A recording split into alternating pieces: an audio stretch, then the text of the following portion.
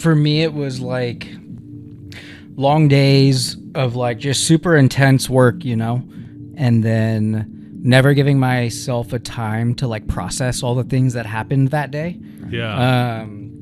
So I would work my day or like go out after with friends. And then it was like when I was still laying in bed where I would start thinking about everything that happened. Oh, I burnt this, or I fucked that up, or today was great, or whatever. And then, that'll last a couple hours before you know it. It's like 3 a.m. and you're like, shit, I got to go to bed and be at work in 7 hours, Yeah. Well, welcome back to True Hospitality. I'm Alan Booth. I'm Justin Garcidiaz. JR. I'm Jakup Martini, and I work for Poached. True Hospitality is the More Fun Tomorrow podcast where we explore inward hospitality, humble curiosity, and conflict competence to build capable culture. In today's episode, we'll discuss some of the challenges that tend to put us in a perpetually reactive state of mind. We'll then explore how we can all begin to carve out the time for ourselves to become more intentional, more effective, and help everyone have more fun. As always, if you have any questions or topics you'd like us to explore on True Hospitality or want to learn more, go to morefuntomorrow.com and click on the Let's Talk button and drop us a line. Please help us spread the word by clicking subscribe and giving us a 5-star rating wherever you get your podcasts, and by sharing True Hospitality with your friends and coworkers. Thanks for listening. That's a lot of extra on top of your daily job of just getting your work done as a manager or a leader. And so in restaurant settings that are fast-paced and complicated, we don't necessarily always see a ton of this as the default. What is the more often the case in kitchens and I mean, it's normally what chef says, right? Yeah. Yeah. So what are we here talking about then? If that's normally the case, why are we taking all this time to explain to Jake the other way? Yeah. Yeah. The hospitable way. Yeah. Because there is another way that we've been operating under for a while as a team. But there's a lot of people out there that are stuck in the version 1.0 way. Or don't even know that there's another way because they're just so used to operating in this like old culture of restaurants. Mm-hmm. Yeah. Oh, yeah. If you had to describe what that quote unquote old culture feels like and looks like, some of the kitchens you maybe came up in. Yeah. What are we talking about? What do you mean? We won't name any names, but it's it can be a brutal work environment for sure. Just like demeaning and unfulfilling and super, it's long hours. It can be rough, man. Let's get into it, dude, because this is, we have an opportunity to help folks change quite a bit about this industry and quite a bit about what it feels like to enter it and to be in it. And if we don't evolve, a lot of businesses are going to go away. A lot of the revolving door will continue, and we want to help people stay in business and build vital businesses and teams and keep people in the industry. Yeah, keep people in the industry and have it be a positive experience all the time. Yeah. But what is motivating you as a chef to spend time in this domain of work, thinking about culture and having like led teams with a different like outlook or perspective on management and like being a chef. Yeah. And then just like remembering what it was like as like a young chef in a kitchen, or like a line cook in a kitchen, and that feeling and this like death spiral of abuse at work and abuse like with drinking or partying or whatever. Yeah. It's a vicious cycle. And I've seen and worked for chefs that don't operate like that. And I've felt good about going to work and felt part of a team. And, those are the kitchens that like keep line cooks and grow them into chefs. And like the places that I've been happiest to work at. I realize we kind of have been circling a similar topic in this episode and the last one. Episode. Sounds so fancy. That this idea of, like you said, sleep. When we asked, like, how do you, sort of be able to manage that storm, that happens every day. Like a manager that is already fried is going to come in. They're going to be short. They're going to be truculent with people's feelings. It's my 75-cent word of the day. Just put it in the jar. Your 70s 5-cent word? that with inflation, it's back in the 70s you could get that word for 5 cents. That's right. Geez, it's $3.75. That's right. You're dating yourself. You had kind of introduced me to the idea that like true hospitality starts sort of with yourself. Yeah. And if you can come in calm and ready for the day, you can have these sort of long conversations with the people going, this is how we're going to do it. Or short, continuous. Short, continuous. Right. No, absolutely. Yeah. Continuous conversations either way, an open door communication of, this is the system. I'm willing to listen to how you've refined it for yourself and how you work best in it. Yeah. But this is an environment we build together, even though I am going to spearhead the goals, the outcome. Yeah. And I am, in a way, kind of leading by example. Mm-hmm. And it really does. I see a lot of times, even with my relationship with my own boss, that like when they're on a low tank and they're spitting out ideas and I'm like, okay, I haven't finished the last 3 things you asked me to do.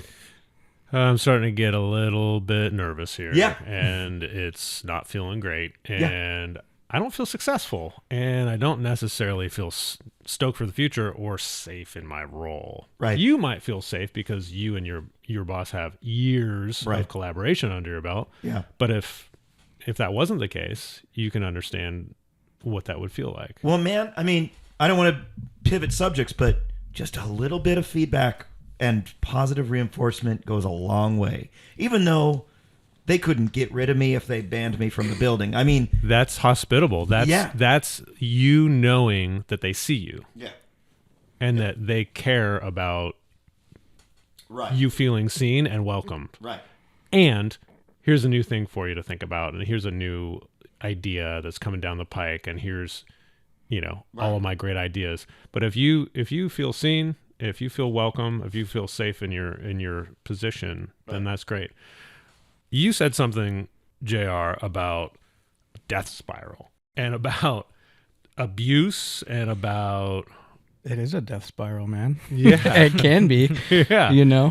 And so we're talking about, I feel like we're talking about 2 extremes right now of what an experience can be like. And in our industry, what you were just describing is that a lot of times in restaurants or in kitchens specifically, and this happens at the front of the house and in bars and all that, but from your experience, a lot of times it is a pretty hostile, negative, toxic, inhospitable experience for folks.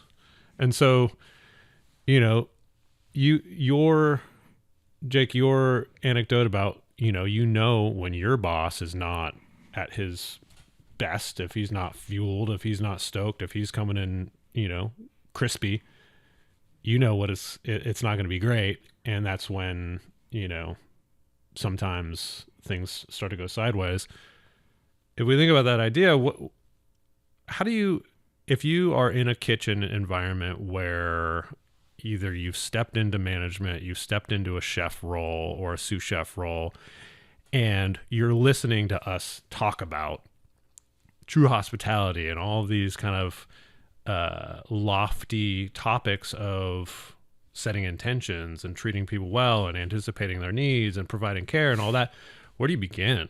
How do you spontaneously start to make change? Starts with inward hospitality. So that starts with you? Yeah, it starts with you. like listening to your needs, sleep being one of those needs, and fuel, any sort of like therapy, whether it's like traditional therapy or it's fishing or photography or whatever, just some sort of movement release, other than work. Yeah. Maybe it's less drinking, less party, But why do we turn to that so often in this industry? What are we doing that for? I think one you mentioned earlier, a lot of the like night starts for restaurant people at like midnight, Or later. or later. Yeah. Yeah. And then they're going to the bar or whatever.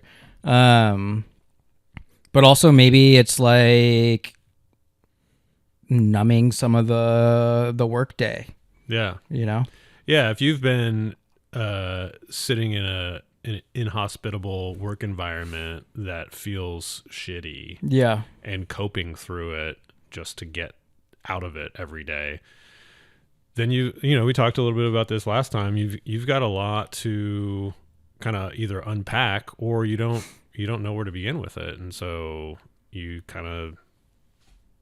numb it any way you can, or you try to pack in some decompression whenever you can, and then that may or may not be the most effective way of making change happen, but you get through that day, and then here we go again. For me, it was like long days of like just super intense work, and then never giving myself a time to like process all the things that happened that day. Yeah. So I would work my day or like go out after with friends. And then it was like when I was still laying in bed where I would start thinking about everything that happened. Oh, I burnt this, or I fucked that up, or today was great, or whatever. And then, that'll last a couple hours before you know it. It's like 3 a.m. and you're like, shit, I got to go to bed and be at work in 7 hours, Yeah. We talked about that 2 weeks ago, where it was going out after work and bringing your friends along or bringing your coworkers with you, and all you do is relive every negative. Yeah, you like moment about commiserate everything. Yeah, and it's not as restful, and it's not as digestive emotionally as you think it is. Right.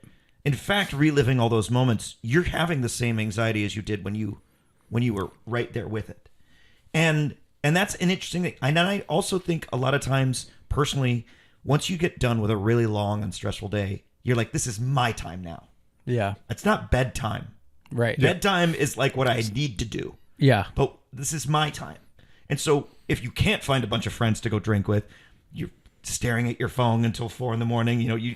You won't move from the couch to the bed. That kind of scenario, I recognize, even though I've, not slaving away in front of a grill. It's like, I think it's a common feeling of like, well, I need to sit here and bitch about what just happened so I feel better. And it just doesn't make you feel better. Yeah, you mentioned it, Alan, at one of our sessions earlier this week, was like stillness. And that was something that I didn't realize I needed as much as I did, was just like time to be by myself, to process the day and all the things that happened, and like, what am I going to do different tomorrow? Or like, I can't believe this person did that, or whatever. It's like important to like process all that out. Yeah. Especially if you're in a position of leadership where others are going to take your direction, and maybe that's how you're going to make a better day. Yeah. And have more fun tomorrow. Is first I got to get still and think about, how did today go? How did that feel? What were the wins? What did I notice that worked really well for the first time? Sick. I don't want to lose that thought. I want to build on that. And then what did I notice about myself and what I could have done better, et cetera, et cetera? What are the things that are coming later today or this week that I just need to make a plan for? And then how do I start putting all that together and making a plan so that when I get to work, or when my team comes in, I can inform them, I can give them information, and I can be successful. If you don't have the reflective awareness on what's going on around you, how are you supposed to make a plan and be effective? Right. And if you're not, to your point, JR, if you're not rested enough to have that peace of mind, even if you are still, you're sleepy and you're groggy and you're not really ready to build a strategic plan. And we're not talking about, a master plan for the year. We're talking about how do we make today a little bit better than yesterday. And if you're not setting yourself up with that, time to process and come up with those ideas and maybe write them down, you might not be ready for a better today. Yeah. So if you're in a kitchen environment as a young leader or new in role manager, how do you find time? What do you like? Yeah. You just got to find it. You got to think about, when it maybe it's like getting up a little bit early or staying a little bit late, but I think finding that time and like calendaring it and like making it an actual thing in your calendar, even if you have to like shuffle it around throughout the day or throughout the week. Well, tell me about this calendar thing, because Dude, they're pretty tight.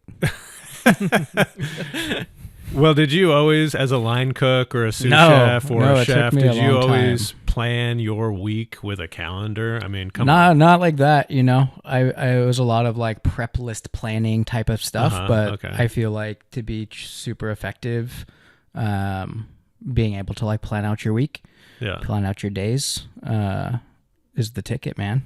Yeah. Because, I mean, what we're talking about here, and, you said it is like, who has time for all these long conversations? Well, no one has time unless they make time for them. Right. And if you don't have even the beginning of a plan structure, you have nowhere to identify, okay, well, I know so-and-so comes in at 2, and I know that they're about to go on their weekend. I want to make sure that before next week, we have this conversation about this change, because I know this person needs a little bit of extra explanation, because I'm anticipating that when we roll this new thing out, everyone's going to be okay, but maybe they're going to need a little bit more information from me.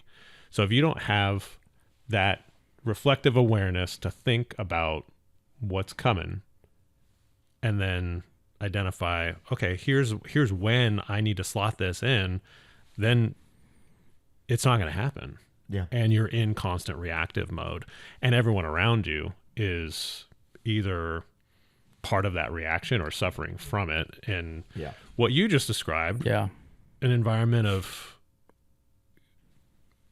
negativity and abuse. I don't know what this abuse meant in those anecdotes you were talking about, but I think a reactive place of frustration and just continuously like fire drilling is kind of part of that old way that we're talking about here. Yeah, historically, I mean, not all chefs, but historically chefs aren't great at like that type of time management or like keeping calendars, even with some of our like most recent jobs that we've done, just like getting chefs to reply to Google Calendar invites or show up to meetings on time or at all, right? Like a lot of chefs are focused on what they should be focused on, which is like the food, but also there's other things that fall into